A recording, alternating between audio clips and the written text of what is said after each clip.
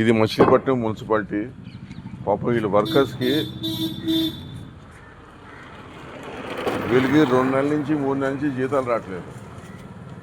జీతాలు రాకపోతే అసలు వీళ్ళు నిత్యావసరాలు సరుకులు ఎలా కొనుక్కుంటారు? అది కాదు,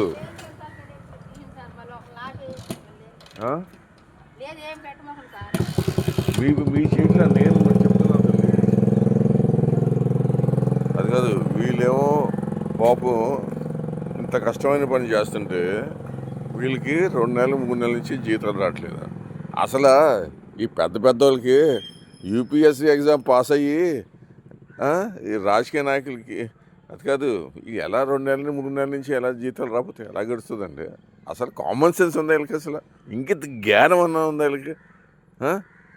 ఇంకిత జ్ఞానం అన్నా ఉందండి వీళ్ళకి? మళ్ళీ వీళ్ళు ఏసీ రూమ్లో కూర్చుంటారు.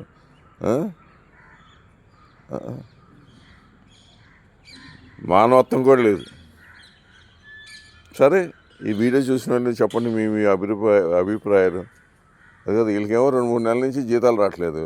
వీళ్ళు ఏమైనా కోటేశ్వర్లా ఏంటి? అది కాదు, బ్యాంక్ నుంచి డబ్బులు డ్రా చేసుకుంటానికి లేకపోతే వీళ్ళకేమో ఓకే ఎఫ్డీలు ఉంటాయా?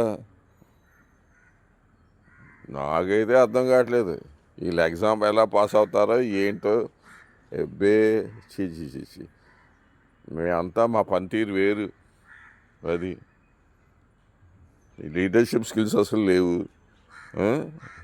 3 నెలల నుంచి జీతాలు పడిపోతే ఎలాగండి?